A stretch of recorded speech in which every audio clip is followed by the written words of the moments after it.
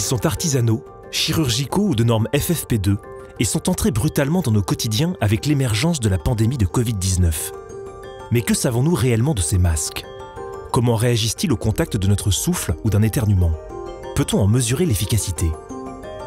Conçus pour protéger les autres et nous-mêmes d'éléments contaminants et volatiles, ils sont depuis plusieurs mois étudiés par une équipe de chercheurs français spécialisés dans l'interaction entre les textiles et les liquides.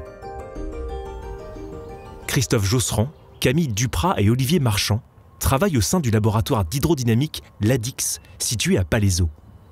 Ils s'intéressent à la mécanique des fluides et notamment aux aérosols, ces ensembles de fines particules en suspension dans l'air. Sur une station météo proche de leur laboratoire a été installé un piège en forme de filet qui permet de collecter et de caractériser les gouttelettes d'eau qui constituent le brouillard.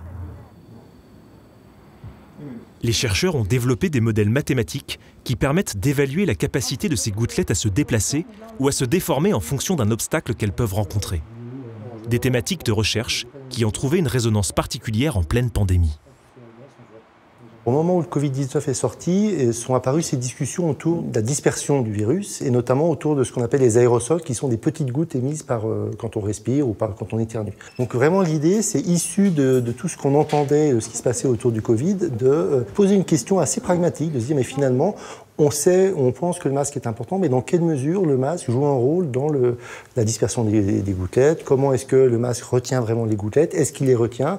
On se rendait compte tous, en respirant dans un masque, que ça passait autour, que ça passait au-dessus. Et donc l'idée, c'est, dans un premier temps, de caractériser ça, de se dire est-ce qu'on peut visualiser un peu mieux, voire même visualiser, compter les nombres de gouttes qui sont émises hors du masque, celles qui sont retenues dans le masque. Pour tenter d'observer la réaction de ces gouttelettes au contact d'un masque, les scientifiques s'appuient sur des dispositifs construits par leurs soins. Cette machine est une soufflerie environnementale. Elle permet de produire un brouillard très contrôlé, constitué de gouttelettes d'une taille de 4 microns, 20 fois plus fines qu'un cheveu. Les chercheurs placent à son extrémité différentes structures permettant de mesurer leur capacité à collecter des gouttelettes.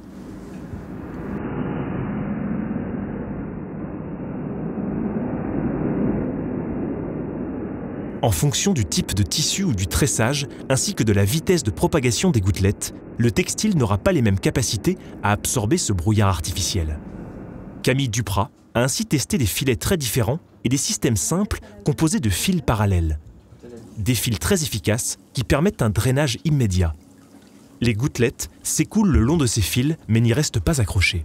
On voit bien que cet effet de goutte qui ne reste pas sur le fil va devenir important dès que l'on va avoir un système comme celui-ci ou une grille ou même un masque qui est en fait composé d'un ensemble de fibres enchevêtrées irréguliers, ce qu'on appelle un intissé.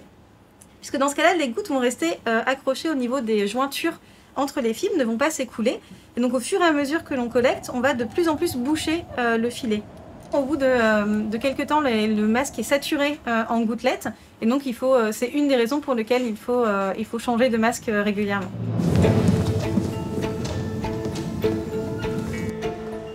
Pour tenter de visualiser la dispersion de ces gouttelettes lorsque nous portons des masques, les chercheurs utilisent une technique optique baptisée strioscopie. Un sujet équipé d'un masque est ainsi placé devant un miroir sphérique qui permet de concentrer les rayons d'une source de lumière. Il va devoir respirer puis éternuer afin d'effectuer des mesures comparatives. La différence de température entre son souffle et l'air de la pièce va faire varier les caractéristiques optiques de l'atmosphère ambiante. Une caméra haute vitesse va ainsi capturer la signature laissée par le flux d'air chaud qui porte les gouttelettes projetées hors du masque. Voici par exemple ce qu'il se passe lorsque nous toussons. À gauche, une toux sans masque. À droite, la même toux, mais cette fois avec un masque devant la bouche. Une partie du flux n'est pas absorbée par le masque et s'échappe dans l'air ambiant.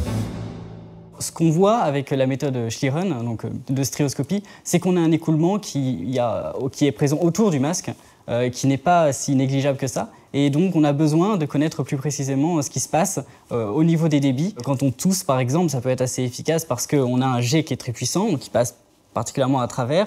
Quand on respire, on émet également des gouttelettes, mais la force, le débit n'est pas aussi fort. Et donc, il y a un écoulement sur les côtés qui est apparemment un peu plus important. Et c'est ça qu'on cherche à quantifier. Si l'efficacité du masque a été démontrée, on peut encore améliorer son utilisation avec les données et les informations qu'on va recueillir. Propriétés de filtration, réaction des fibres textiles face à un aérosol, déplacement des gouttelettes au sein d'un mouvement turbulent. Au-delà de leur intérêt fondamental pour la mécanique des fluides, les données collectées lors de cette étude pourraient permettre d'imaginer des masques mieux adaptés aux morphologies de chacun, mais aussi aux différentes activités quotidiennes. L'occasion d'optimiser cette barrière défensive face à un avenir sanitaire encore bien incertain.